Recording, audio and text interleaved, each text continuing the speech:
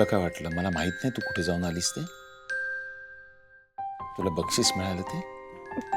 दादा ते मी ठीक आहे. त्या दिवशी मी तुला मासिकावरून बरंच काही बोललो. ताईचीने त्यानंतर मला सगळं समजावून सांगितलं. जो काय प्रकार घडला त्यात तुझी काहीही चूक नव्हती. ए बाळा, बाळा हे वयच असं असतं जगाकडे कुतूहलाने बघण्याचं. पण त्या कुतूहलापोटी आपल्या हातून काही चुकीचं घडू नये एवढं जप स्वतःला. एवढं एक बाप म्हणून निश्चित मी सांगू शकतो का नाही? कारण बाळा आजूबाजूचं वातावरण, आजूबाजूच्या लोकांमध्ये होणारे बदल मी स्वतः बघितले आहेत. या सगळ्याचा परिणाम आपल्या कुटुंबावर, आपल्या मुलांवर होऊ नये एवढंच वाटतं. मी अनुभवले ग. निशी अनुभव माणसाला बरंच काही शिकवून जातो. आणि आज मला कळलं की आपलं आयुष्य किती सहज संपू शकतात हे. आणि म्हणूनच जोपर्यंत आपल्याला शक्य आहे तोपर्यंत आपण आपली नाती, आपलं कुटुंब जपायला हवं. कुणा एकाच्या चुकीमुळे कित्येकांना भोगावा लागणारा त्रास मी स्वतः बघितलाय. असा त्रास कोणालाही होऊ नये याची काळजी आपण घ्यायला हवी ना. आणि बाळा मला खात्री आहे की तू या सगळ्याची काळजी घेशील. माझ्या आयुष्यात निशीची जागा कोणी घेऊ शकणार नाही.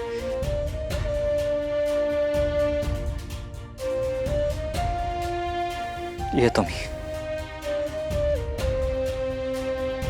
थांब नीरज.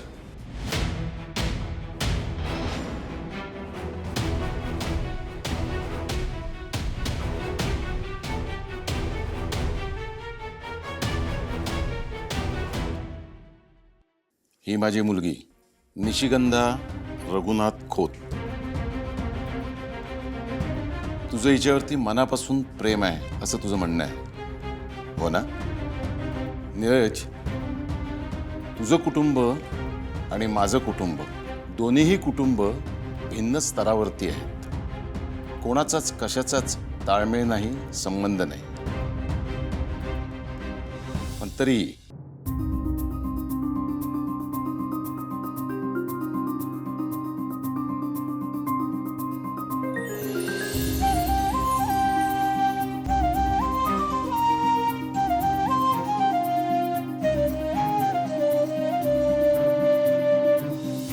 दादा अरे माझा निर्णय सांगणार होतोय तर ह्योच माझा निर्णय हा.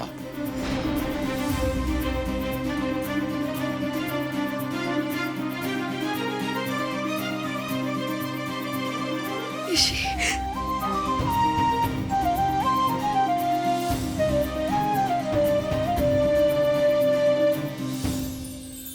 नीरज, लग्न म्हणजे फक्त पती पत्नीचंच नाही तर दोन वेगवेगळ्या कुटुंबांचं आपापसात एकत्र येणं, एकत्र जुळणं याला लग्न म्हणतात.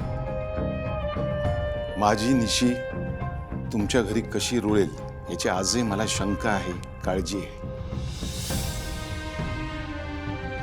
तुझी आई तिला मनापासून स्वीकारेल का? तिला आपल्या कुटुंबामध्ये सामावून घेईल का याची काळजी मला आत्ताही आहे. मी स्पष्टच बोलतोय. आता हे जे काही अंतर आहे ते मिटवण्याचा प्रयत्न, जबाबदारी तू घेणार आहेस? तुम्ही विश्वास ठेवला ना माझ्यावर, माझ्या प्रेमावर, तर तुमची शंका दूर करणं ही माझी जबाबदारी. माझी एक अट आहे. तुझ्या आईने आमच्या घरी येऊन सगळ्यांसमोर आम्हाला वचन दिलं पाहिजे की त्यांनी आमच्या निशीला तिच्या गुणदोषांसकट कुटुंबामध्ये सामावून घेतलं पाहिजे. जशी दुधात साखर विरघळते ना, अगदी तसंच आमच्या निशीला तुमच्या कुटुंबात स्वीकारून घेतलं पाहिजे. होईल असं?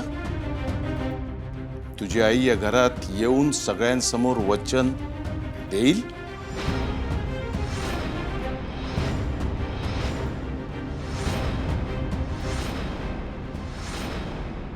अहो मी लावते फॉल. उमा, दोघांनी दोन्ही बाजूनी फॉल लावला तर तुमचं काम कमी होतं ना.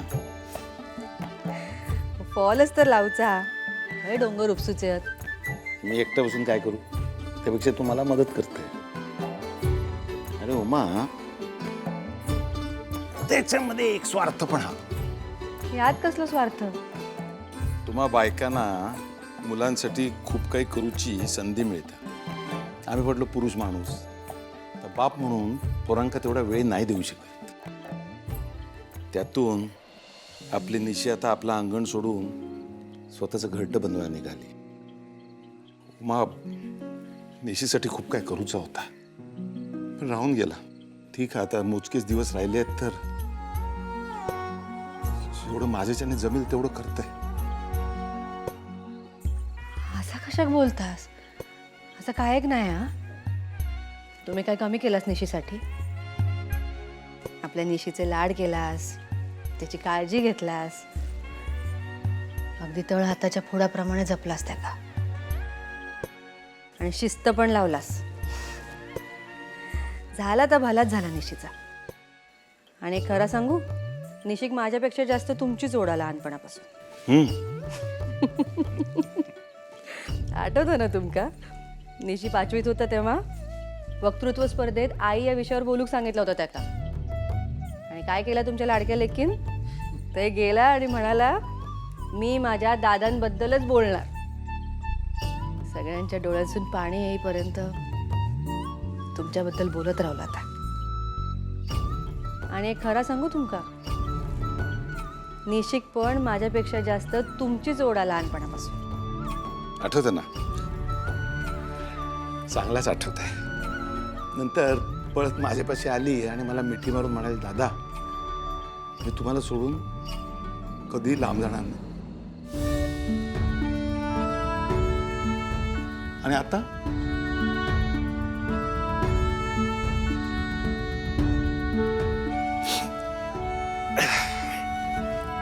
उमा, तुमका आठवतं आपल्या एका देवळातल्या उत्सवामध्ये निशीचा पहिला नंबर आला होता. तर स्टेजवर गेली आणि म्हणाली, हे बक्षीस मी माझ्या दादांच्या हातनंच घेणार, नाही तर बक्षीस नको मागणार. आठवला ना? आठवता आठवता. लेकिन का वडिलांची जास्त ओढ असते. मग कधी कधी वाटतं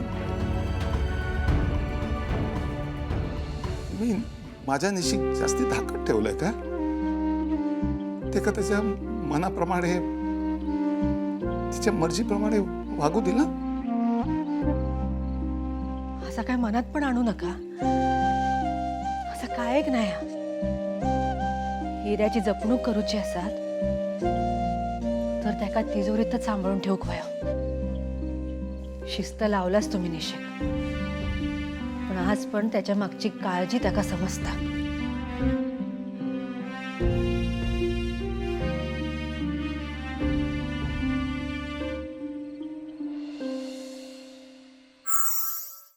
आई, दादा कुठे?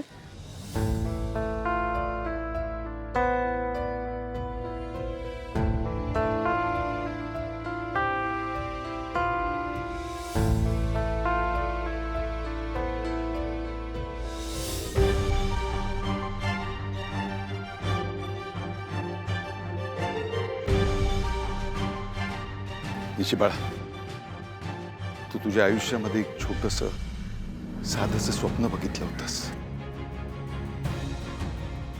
पण मी ते कधीच समजू शकलो नाही.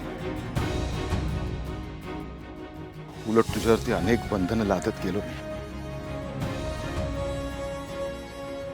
एवढं होऊन सुद्धा तू एका शब्दानं उलट बोलली नाहीस, कुठल्या गोष्टीची तक्रार केली नाहीस. बाळा, मला तुझा अभिमान वाटतो.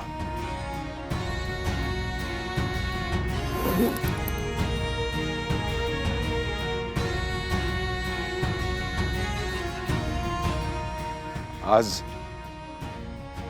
मी तुला तुझं स्वप्न परत देतो.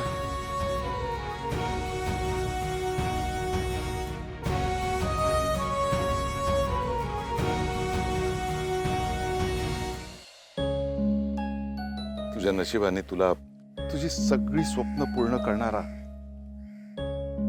जोडीदार तुला आयुष्यात मिळालाय.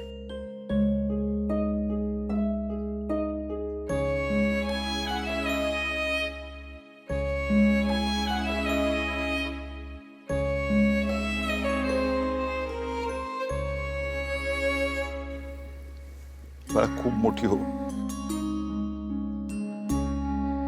तुझं आणि आपल्या घरच्यांचं नाव मोठं कर. नीरज, आजपर्यंत मी आणि उमाने आमच्या निशीवर मनापासून प्रेम केला, तळाताच्या फोडाप्रमाणे जपला. आजपासून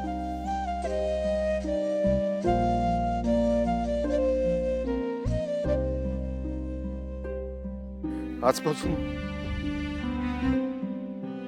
ही जबाबदारी तुझी आहे. येस.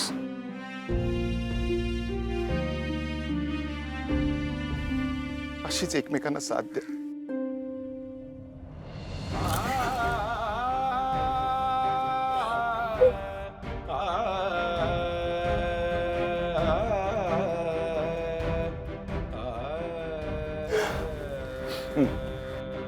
चला बाळा, बघू.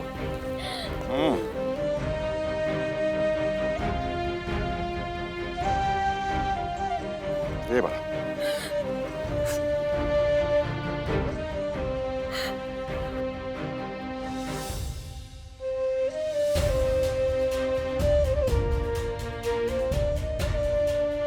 सुखी राहा बाळा.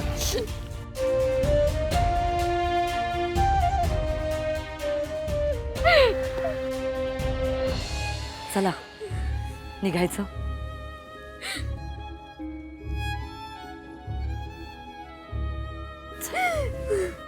चल.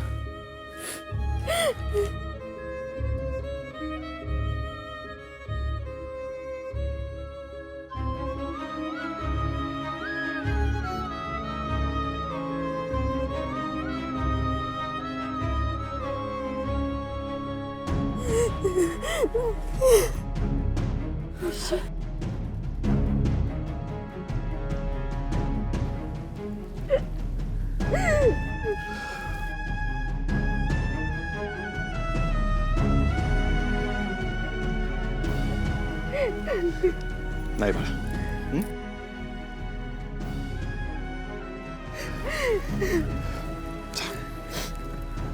सुखी राहा. चला चल. नाही